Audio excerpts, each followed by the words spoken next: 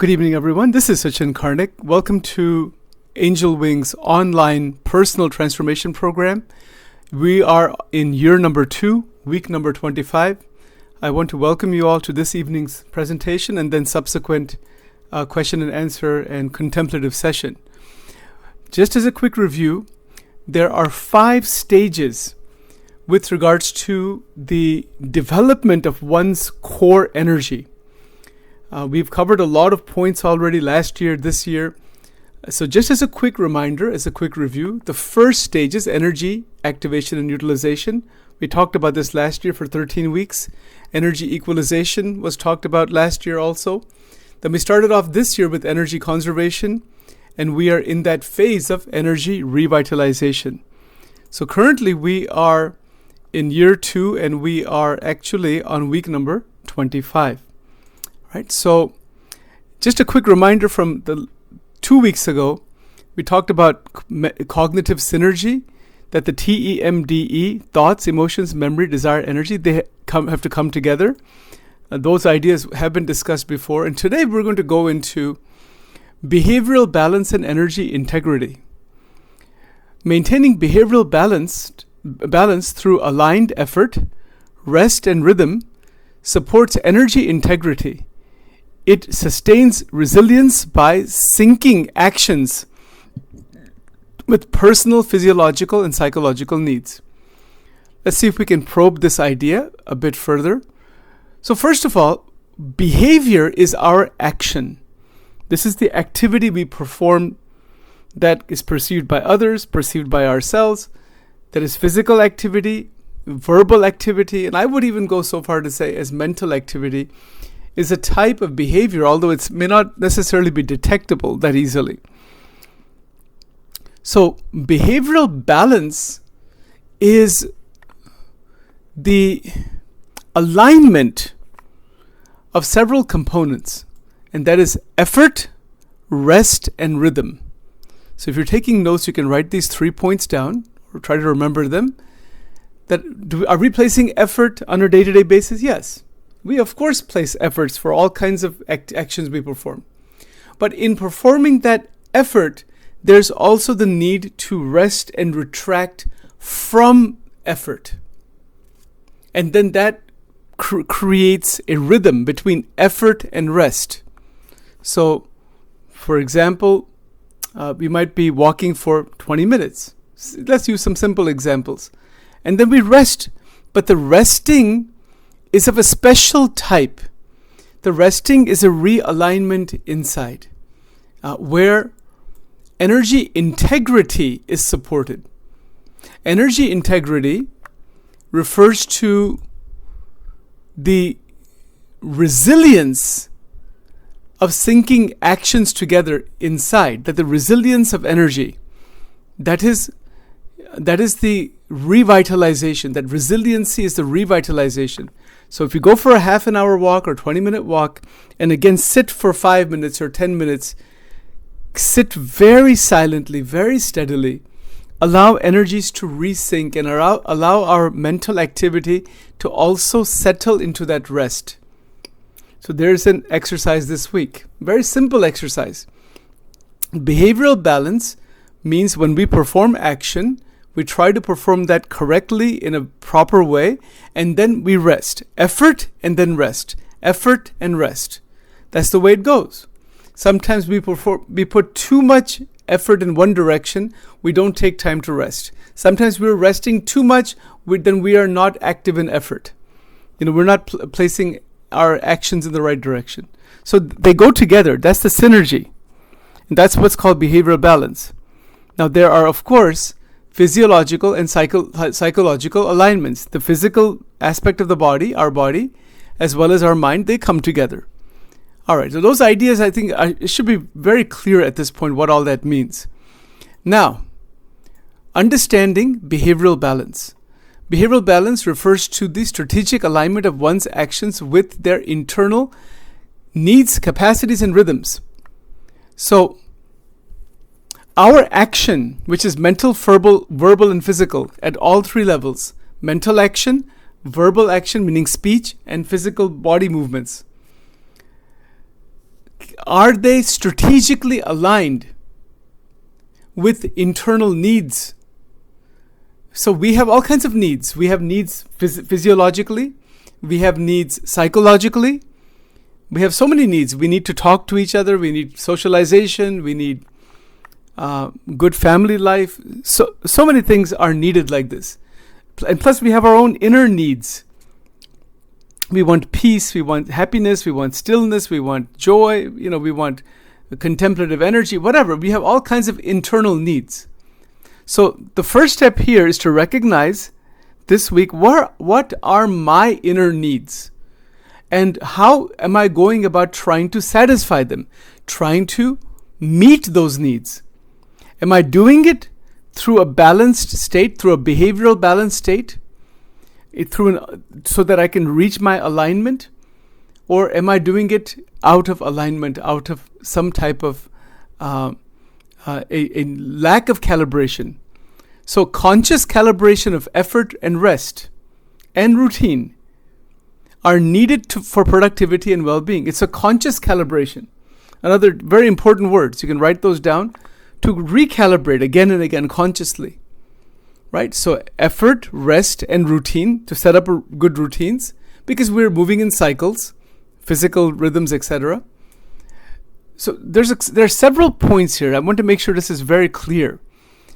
That our goal here is to align our internal needs, capacities, and rhythms with our behavior. So I'm going to talk about this a bit and see if this makes a bit more sense. I know it's a little difficult to grasp sometimes. So let's see if we can probe a bit. Internal needs. First of all, let's stay focused on internal needs. Internal needs can also refer to our inner desires, inner wants, internally what we want, which is referring to the desire component, thought, emotion, memory, desire, the desire part. And those desires are multifold in nature. There's so many, just extraordinary number of desires prop up within even 1 hour, within 2 hours, 3 hours. Desires come and they go. They come and they come and they go. Are we able to take, so ask oneself, what is happening inside my desire, my realm of desires? Desires prop up, and we want certain experiences, but then what? What do we do with that at that point?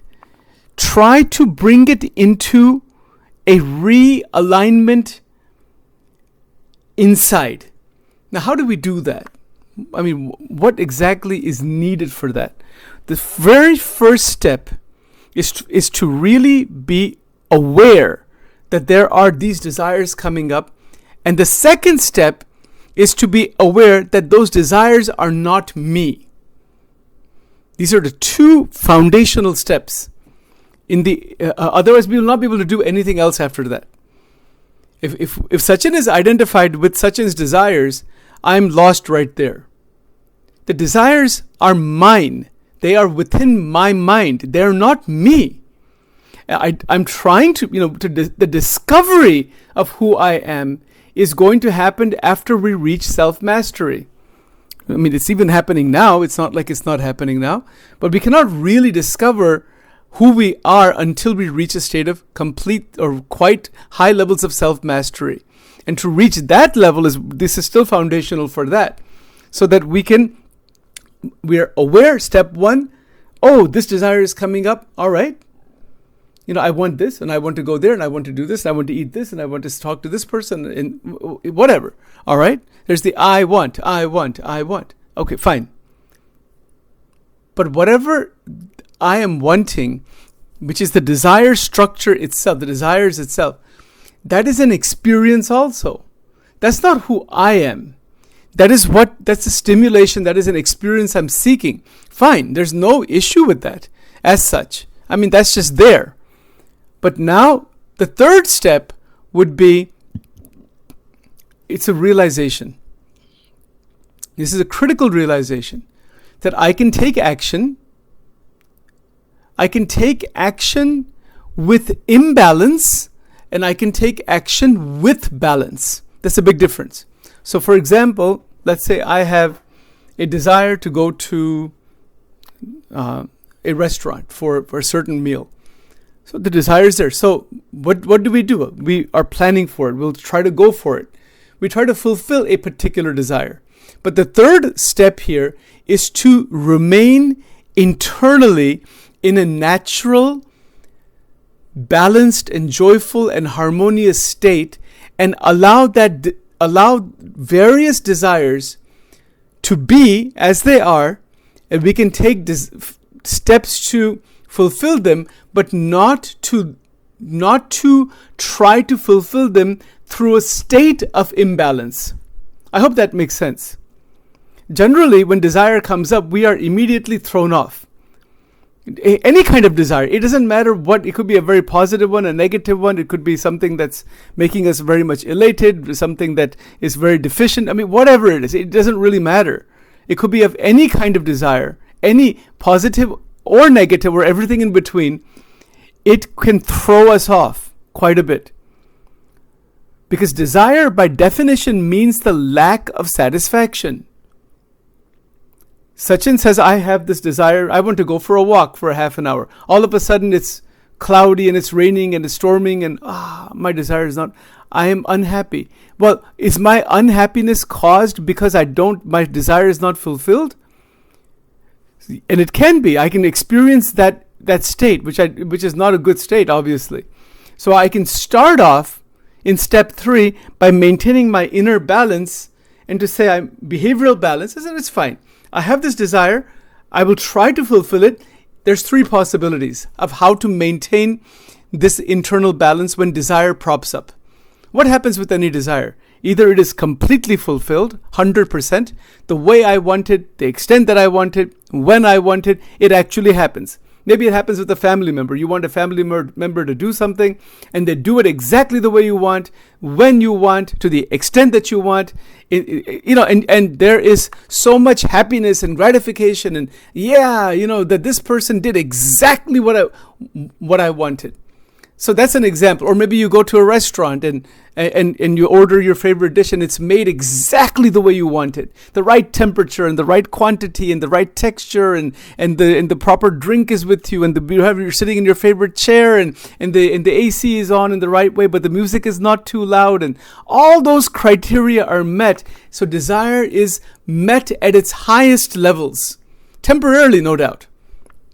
But yes, there's a sense that, wow, I really, really enjoyed that meal, or I had a fantastic conversation with my friend, or I really enjoyed that movie, right? What is that? That is where desire is fulfilled at extremely high levels, 90% or more, Okay, all right. We can aim for that. There is absolutely no problem in aiming for it. But now here's the clincher, folks.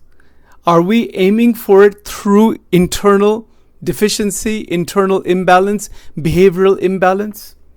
Is Sachin going to a restaurant or going to a friend's house or working on a project or going to a movie or whatever I'm going to do? I have all kinds of desires, let's say. Am I trying to fulfill them through my inner imbalance? And if that is the case, I'm in trouble. My energies are not going to be revitalized. I'm going to cause a lot of chaos, and I'm probably going to get frustrated at some point, because most desires are never fulfilled at 100% level. Even if they are, and we are in a state of imbalance, that fulfillment will be just a flicker. It'll just be for a tiny period of time, and we will be spinning in some other direction. Even if we are balanced, here's the other interesting part. Even if we are completely balanced, hypothetically, and we try to fulfill a particular desire, and it gets fulfilled 100%, even that fulfilled state is temporary. So desire by itself is not anybody's enemy as such. It could be, I suppose, but it's not. In general, it's not. The biggest problem is our own natural imbalances. Natural meaning our conditioned imbalances. So our task here, or our conscious activity, is this multifold step-by-step process. One, the first thing, just be aware, this is a desire that's coming up. Step 1, I see it, because it happens very quick. Step 2 is to raise awareness that that's not me. I am not my desires. These are my desires. Even the language we use, these are my desires. Nobody says, I am desired. I said, no, I desire, or I want something to happen. These are my desires. So desires also have energy. So remember the TEMDE, thought, emotion, memory, desire, energy. No desire can even exist without energy, because it's focusing energy to act in a certain way for fulfillment. Yes, definitely. Now, we want to turn that on its head. To be in a conservation and revitalization cycle, we want to start right with that point of awareness that I am a balanced, whole, healthy, integrated, mindful, wonderful person. Fine. Start with a very positive affirmation that this is who I am. We start with this. So when we start with this, now you can use some religious practices if you want. You can use other meditations if you want. But it is a way of not getting trapped inside the force of desire, which is pulling the mental apparatus in a particular direction. I hope that makes sense. I know that's a mouthful. Desire by its nature pulls our energies, focuses them, and our behavior in a direction. See, remember the 6 other points, right? Quantity, quality, direction, dimension, thought, direction, dimension, and structure. Quantity, quality, direction, dimension, and structure.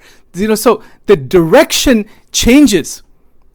It can change very rapidly, very quickly. I have a current of hunger. I'm hungry, and then the thing pops up. I want to go to this restaurant. The restaurant pops up. It happens right away. It happens so fast because there's nothing faster than the mind. Our mind is super, super, super duper fast. All that is needed, so my food is getting digested from the breakfast. Lunchtime is coming up, and all kinds of thoughts come. So many memories come. So many things come, and this is how it works. And the decision is made that I want this, and I want this, and I want to experience it. Okay, fine. Back up for a moment. Sit silently for a moment. Don't do anything right away. Just take a minute. Take a minute. Sorry about that hand going up. It's happening automatically for some reason. I don't know why. So sorry about that. Take a moment and sit quietly in your chair on the kitchen table or at the sofa. Back relatively straight, maybe hands in a folded position or just palms down, and take a moment, take a pause, and be aware, raise awareness that this desire, this wanting, that's not me. I am something different from that. I'm trying to realize what I am. That is consciousness, that is the spirit, that is the divinity, whatever you want to call it. We call it so many things. But to put a gap there, don't run with it. Put a gap there, and then take steady breaths, do alternate nostril breathing. You can do some prayers if you want, do a mantra, whichever way. Just calm that desire down a bit. It doesn't mean, it is not the destruction of desire. Please understand this point carefully. It is not the destruction of desire. These ideas are a bit advanced. That's why we're in year number 2 now. It's going to get more and more intricate as we move along to try to do these things. Because we don't do this. Hardly anybody even knows anything about this. We are just running blindly in the world. But don't be blind. Run in the world with eyes open, not blindly. Right? So desire can make one blind, or it can make one's life fantastic. We're not the enemies of desire. We want to understand desire and also give it a break. So just don't do anything. Sit silently. Put on a couple of gospel songs or mantras or bhajan or whatever you like for 5 minutes, 3 minutes, and then use a hand mudra. You can use mudras, you can use hand gestures, and come back to your natural synchronicity, because desire is pulling energy in a direction. It's pulling the entire mental apparatus, meaning the prefrontal cortex and the limbic system and the corpus callosum, and all these different parts of the brain are now functioning very differently when when cravings and wantings and these instincts begin to become activated, they're naturally going to be there. They need to be there.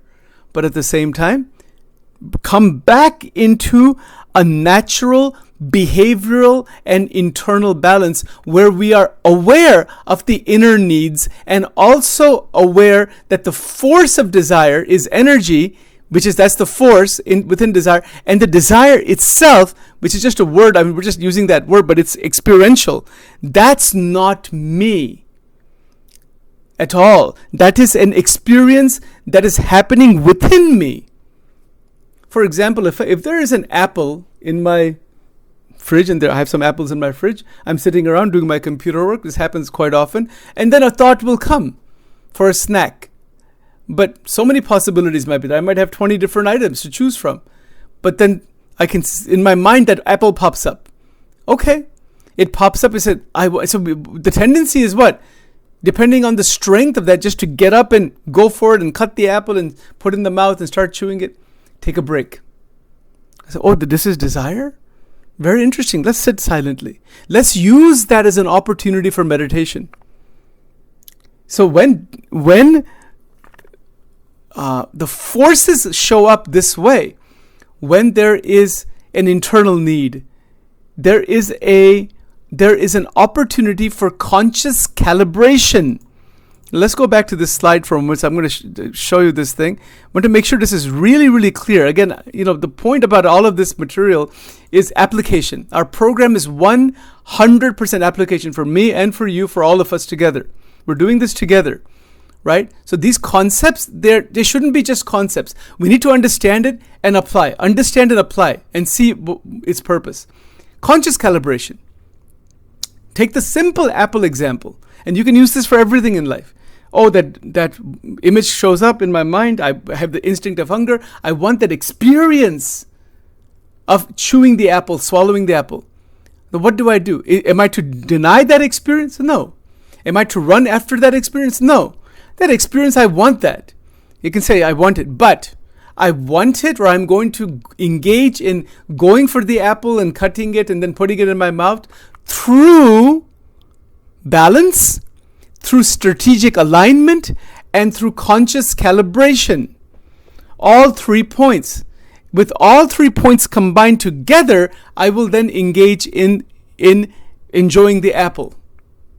Now, what happens in this? Energy is tremendously revitalized in that, because the focused and concentrated energy in the lacking experience, I'm lacking this, that gets pulled away. No, I don't want to eat the apple from the internal lacking. I want to eat the apple through my own calibration, through the enjoyment. I want the enjoyment of the apple, not that I'm trying to fill a hole in the soul. I'm trying to fill something inside, just through that experience, which can never completely be filled, because I am already starting with internal poverty. How can I become rich that way? By trying to expand that poverty due to the force of unfulfilled desires or partially fulfilled desires. Even if they're fulfilled, they're only fulfilled temporarily, and that still increases poverty. The internal poverty. I don't want to be in a state of inner poverty at all. And this is the problem. The entire human civilization is trapped in that realm of inner poverty. Now, to come out of inner poverty completely, we have to be conscious for that. So, first of all, the richness from inside. What is that? What is the richness from inside? Of course, there is the hunger instinct. Of course, the body needs food. Of course, we need our regular, our actual activity. But to perform the activity by recalibrating the energy within desire. We haven't talked much about this. We'll be talking more about it even later, but I'm putting it out here right now. The recalibration of the energy within desire allows for us to experience the object of one's desire without internal or intra-psychic fragmentation. I know it's a mouthful, but that is the master key. The moment we understand how to do this and we actually do it, we are no longer in internal poverty. But if we allow desires to just chew up our core energy and throw the mind off, throw our senses off, throw our intentions and our feelings and our all kinds of things are just spinning, then that is a victimization of desire. Desire has victimized us and has generated a tremendous amount of energetic damage from inside.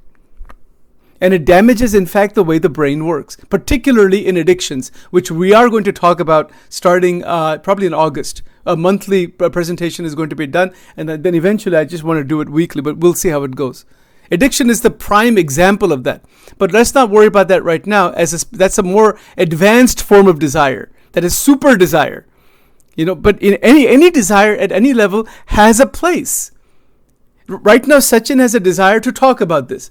If I didn't have motivation, if I didn't have focus, I wouldn't even want to talk. I wouldn't be able to do this.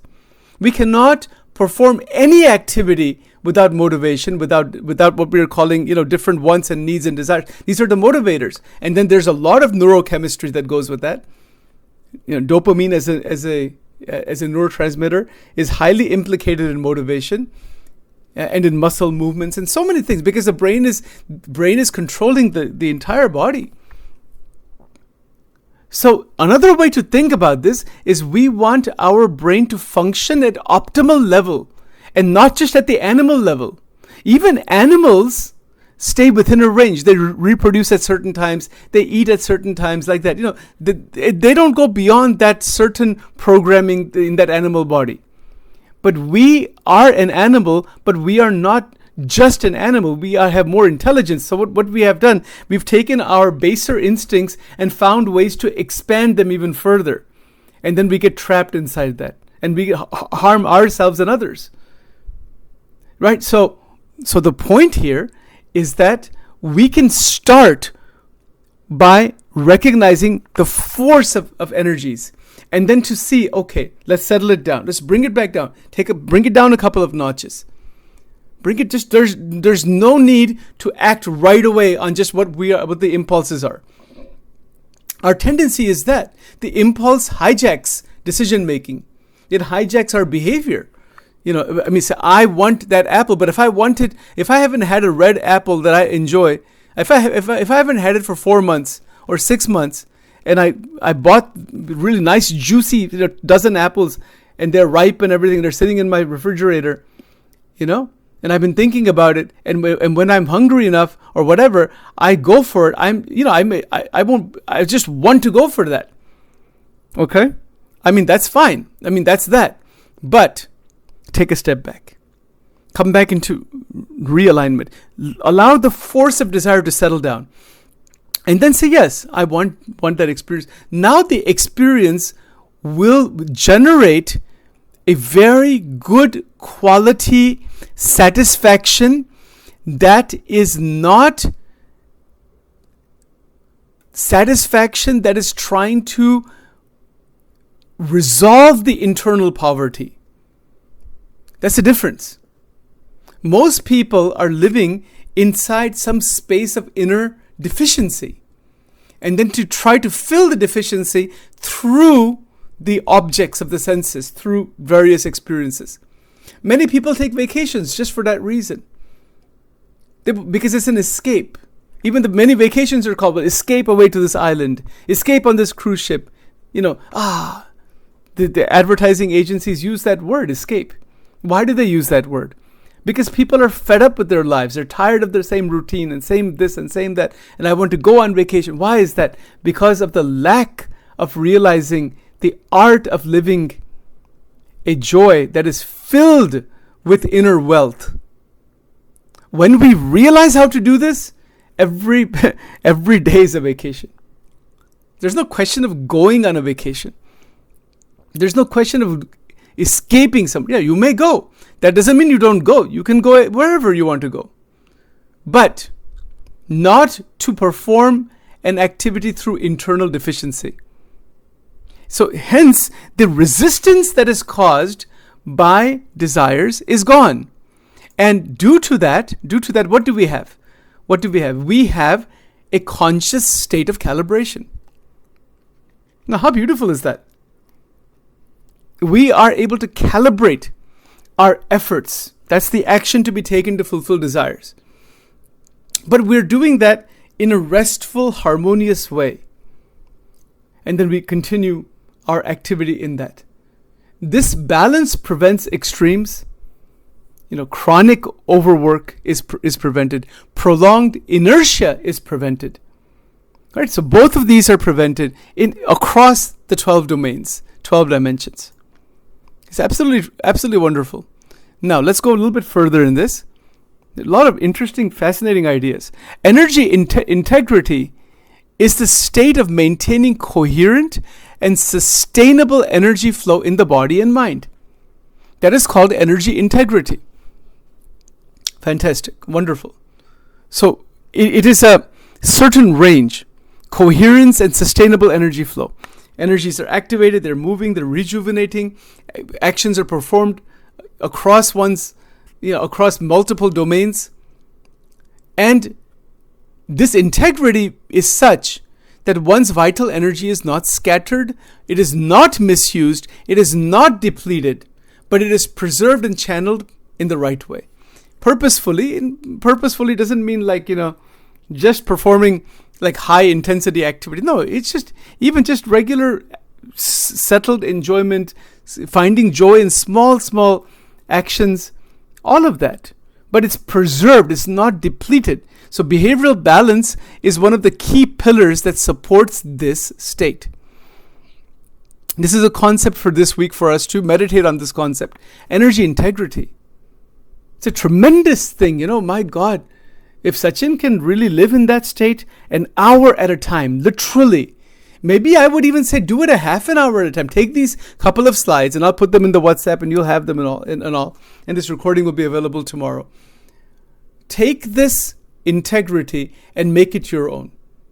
Don't move out of that. Coherence and sustainable energy.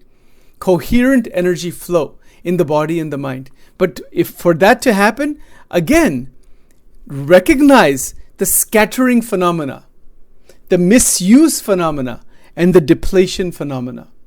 I recognize it, and the tricky part here, all of this may sound very nice, but I try to actually apply it. I've had people say to me about these ideas in the past also, I just want that drink, or I just want that. I want that thing, and nothing else matters. Nothing else matters at that time. I want that food item. I want that drink. I want to, whatever the experience is. I want to go to the movie and I just want to watch that. Okay. All right. You want that. So what? That's not an issue. But take a pause so that we can pull our mental powers back within and pull it out of desire. Pulling it out of desire is conservation. Placing it back into desire is revitalization. I hope that makes sense. We don't know how to do this. We talked about this before, about emotions, right? We can choose the emotions we want. Most people have never talked about that. Even therapists I don't know where in psychology this is talked about, maybe in positive psychology, about deliberately, consciously choosing the emotional state I want. I can say that from 9:30 to 10:30 p.m. today, I want to be in a devotional state. But then I can say that right now at 8:38 p.m. Give another 10 minutes or so, and I could say, I wanted that 10 minutes ago. Now I want to watch, a Hulu show on ancient aliens or something like that. Whatever. My desires shifted. So I'm not even true to my own desires. No wonder people are spinning around in 1,000 directions, because we don't even follow through on our own desires. I wanted that 1 hour to be a meditative, prayerful, spiritual time. And what did I make out of it? I did something else. My desire flipped. That means I am a slave of my desires. I'm not a master of my desires. Not at all. How can I reach self-mastery if I'm a slave of my desires? And certainly, revitalization will not happen that way. But revitalization will happen if I say, yes, I had that desire. Now that desire is going to be fulfilled. But then someone will say, wait a minute. I just want to do whatever I want to do. I wanted that before. I don't want that now. So you see the ego, how it is present in all this. It keeps shifting from one thing to another, one thing to another, one thing to another.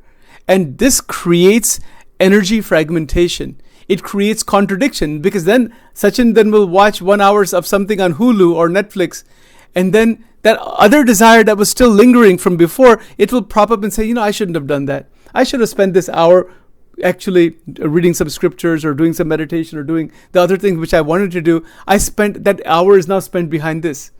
Now I've got two desires that are hitting against each other, because I fulfilled one, not the other. I fulfilled one at the cost of the other.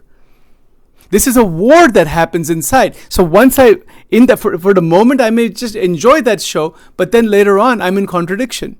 Now, it is possible to avoid the contradiction, to come to terms with the fact, okay, I changed my desire, but you could deliberately, consciously change it and not be in a state of regret. It's possible, but that's difficult. It is better to examine the desire and then decide a time to fulfill it. Isn't that what happens like in romantic dinners? All of you who've been married or are married and all that, you know more about this than I do, certainly. That you have in a relationship with someone, married, whatever, you set aside a time that on this Tuesday evening or on this Friday evening, we're going to a very nice restaurant, we're going to dress up nicely and candlelight dinner. We plan for the experience. Both people have the desire for that. Maybe once a year or 3 times a year you do. Isn't that planned experience, planned activity to fulfill desire? And you're fulfilling that desire in a delayed way. This is called delayed gratification also. Don't we do this? We already know how to do this, but we don't do it consistently across the 24-hour cycle. If Sachin does this consistently across the time that I'm awake, with all humility, Sachin would guarantee all of you that you would have the most fantastic day. Absolutely. The moment we learn the art of following through on the desires that are good for us, that are healthy for us, the right ones for us, when we actually follow through on that, we are going to feel a lot better. Our health is going to be better. Our mind is going to be stronger. We will be more disciplined. We will have better energy resilience, energy revitalization. We will be in an energetically balanced state. We will be in a fantastic state of the sustainable energy flow. Our vital energies will not be scattered. None of these problems will happen. We will not misdirect energy. Our efforts will be aligned. I mean, there is so much overwhelming benefit when we directly work at the level of desire. And this is now, because now we're coming toward, as we're moving ahead, we're in the middle of this year, our level is going to go up now.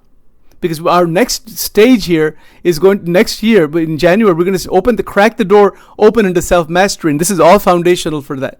We need all of these points to really be out there. There's no doubt about it. From the time Sachin wakes up to the time this body goes to sleep, that entire time can reach, not immediately, it can reach a state of non-contradictory desires. If you've heard me talk about this before, if you haven't written that down, write that down in bold somewhere. Make a banner out of it. Put it on the refrigerator. I actually want to have some angel wing magnets made on this one. Maybe some t-shirts with this. This is how relevant this point is. Non-contradictory desires. How do we reach that? By deciding, yes, I want to experience this, that I don't want to be in a state of contradiction with myself. I don't want to procrastinate. I don't want to delay. I am going to follow through on what I have decided. I'm not going to contradict myself. And the moment I start doing that, the moment I start living that way, literally a half an hour at a time, and then it really just comes down to one action at a time. That right now in this block of time, this is going to be done. Next block, this is going to be done. And I'm not talking about perfectionism or hyper planning or anything like that. It is simply deciding and then following through. Maybe the decision is made to watch 3 hours, binge watch 3 hours on Netflix. Well, then binge watch 3 hours on Netflix. Don't come out of that. Do that. Take some breaks in between, do some exercises, but do it that way.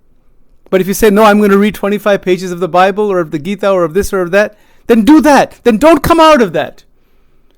This is the difference. People who have reached highest levels of excellence, this is how they have done so. They have not wasted time. They have followed through on what is relevant to them and what is important to them. And that is foundational to all of this. Because when we talk about following through on our desires and wanting to really stay on track and all that, it really means it means deciding that our capacities, our abilities are aligning with what is decided to be done. What are the specific steps to be taken? And this is how energy integrity comes about, because everyone's life is different. If I look at my life, I don't think there's a single person in this world who has exactly my life. Nobody does. There's not a single person in this world who has exactly your life. Everyone's life is their own. It's unique. And this is where energy integrity, basic fundamental idea, write it down. Energy integrity equals non-contradictory desire. They are absolutely equal. And when we reach non-contradictory desire, there is no scattering of vital energy, meaning core energy. The abuse and misuse of internal power is gone. The depletion is not present anymore. It's just the most extraordinary 7, 8, 10 hours that we are awake. And then the impact of that is extraordinary at nighttime. Okay, now, one or two more points. Then we'll do our quantum principle, then we'll open it up for Q&A. Effort. What is effort? Effort, when aligned with one's values, goals, and energy levels, becomes efficient and fulfilling. Of course, in life, we have to put effort. There's no life without activity and effort. But unaligned effort, such as forced productivity or misdirected multitasking, creates energy leakage. See these points. Forced productivity. I'm forcing myself. Now, one has to be careful. We don't want to be in a situation where one is forcing oneself. We want to be in a situation where we are performing activity that aligns with what we are wanting to see happen, and that activity flows, even if there's some resistance, that is naturally handled. Naturally, you just move through that resistance because there is a deeper alignment from within. And this is a matter of experience. It's a bit difficult to describe in short time, right? And there's no misdirected multitasking. Everybody has multiple tasks to do in life, but we jump from one to the other, not completing anything properly. No. Make improvements. I'm telling myself, I'm not even telling any, applies to me first. I've got 100 things I want to do. I cannot do 100 things at one time. So misdirected multitasking creates energy leakage. It wastes time. It creates an imbalance from within. It creates a lot of trouble. And it doesn't allow us to reach our goals. Not only that, it creates frustration in our activity. So we don't want that to happen. So these, again, are two extremely important points. Misdirected multitasking has to stop. If you're doing it, stop it immediately. Don't wait until tomorrow. Do it right. Get that thing inside the mind that I'm stopping misdirected multitasking now. It's not going to help me. It's not going to help anybody. And so behavioral balance ensures that effort is exerted wisely. See, this is where wisdom comes into the picture. My efforts in the right direction at the right time for the right purpose that is fulfilling and satisfying, and it's making me develop in the right way. That is called effort exerted wisely. And that is in harmony with personal strengths and in harmony with natural rhythms. How beautiful is this? This is the kind of life we want. If even 1,000 people in our Angel Wing program, if we get to 1,000 people, not that numbers are all that important, we're not looking at numbers, but just imagine, just hypothetically, if 1,000 people got to this stage, how fantastic would their lives be? It could have intergenerational impact. That's how powerful this is. Once we actually start living this way, and the whole point of the personal transformation program is to live these ideas. First for me, Sachin here. Sachin doesn't have right to tell anybody. I'm not telling anybody anything. Sharing this wisdom and knowledge that has come from, thousands of people. It's been brought together. We're just transmitting it. And then the moment Sachin starts living it, the moment all of you start to live it, actually, you will see for yourself how tremendous life becomes. But it's not instantly the flip of a switch or the snap of a finger. It's going to take its own development and time. All right. So now with that point, there's one or two more things I just want to cover here. Rest and restoration. As we're performing activity, rest is not simply the absence of work. It is an active component of energy restoration. It is the kind of rest where one rests inside natural joy. One of the best ways from a religious point of view is if when we decide to rest in the activity of devotion. We'll talk more about that on Thursday evening. I'm just giving that as an example here. If someone is not religious and all that, you may rest in the passion of your choice in an activity or in music or in dance or in painting or drawing. Any of those things are fantastic. Many others are there. So rest is not simply the absence of work. It is an active component of energy restoration. This includes not only sleep, but also mental breaks, emotional detachment from stressors, and time spent in peaceful, non-striving states. Now, we could spend a whole hour talking about this, but I think you get the point here. Break these sentences down. We want to internalize.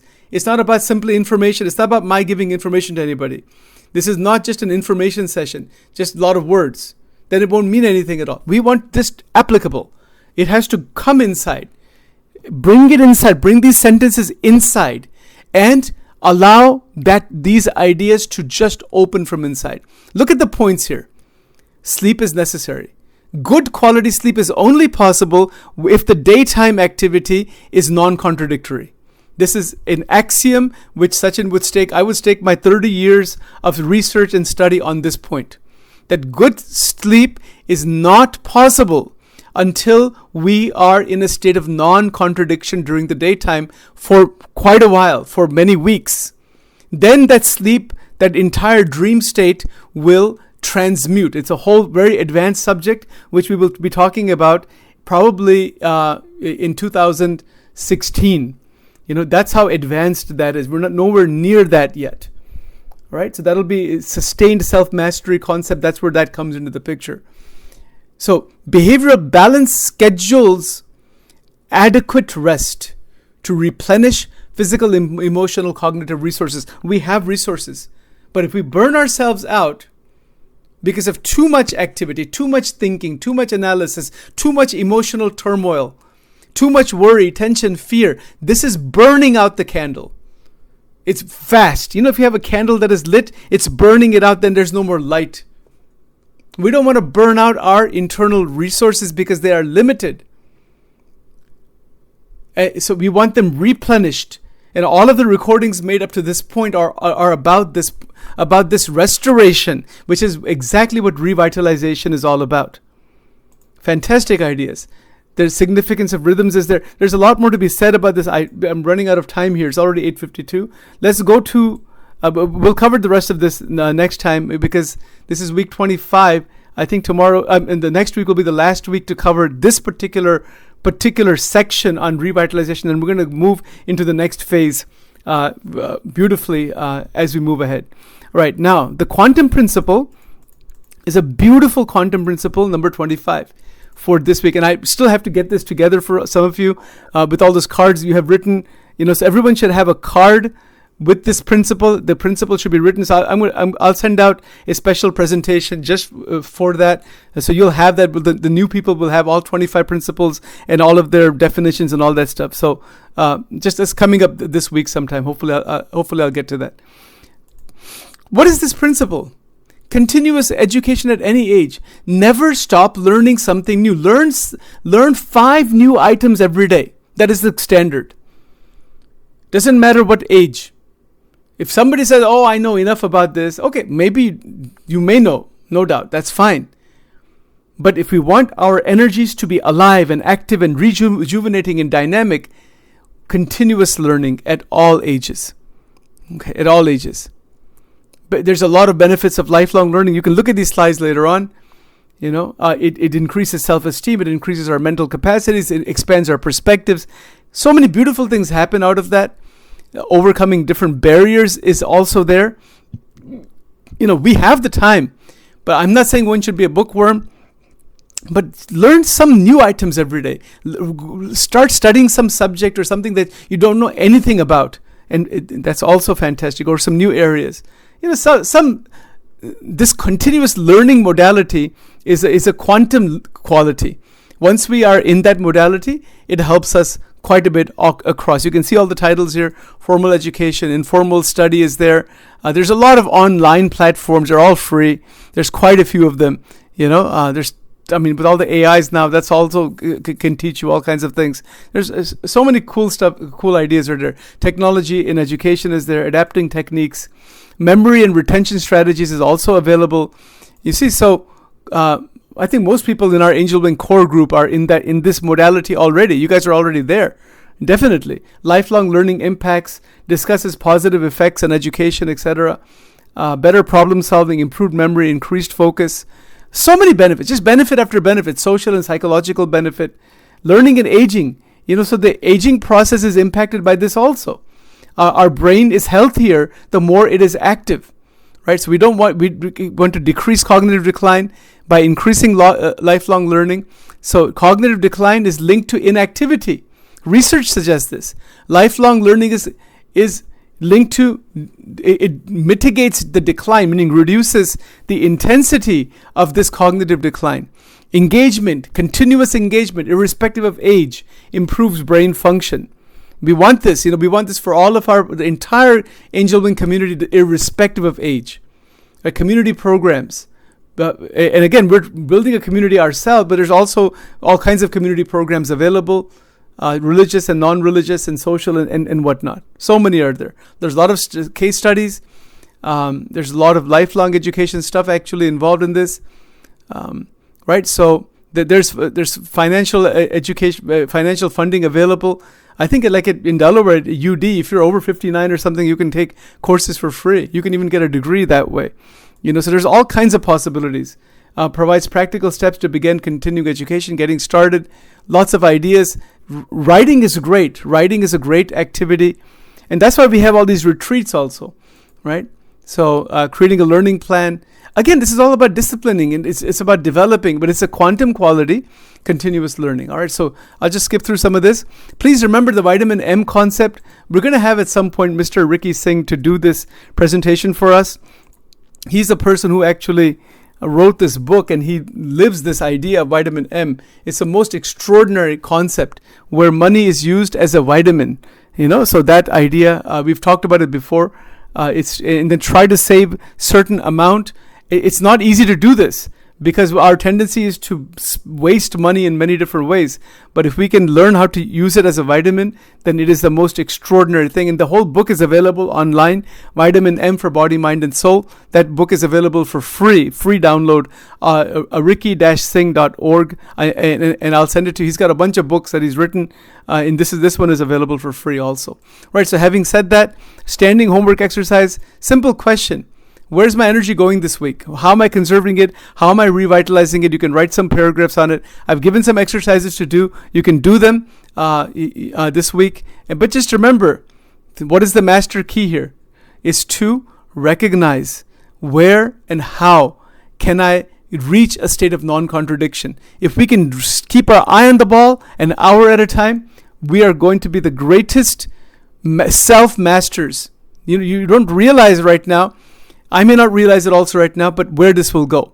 It will go to extraordinary heights that we have not even imagined yet. So with that, we're going to listen to our Never Give Up song, and then we'll open it for Q&A.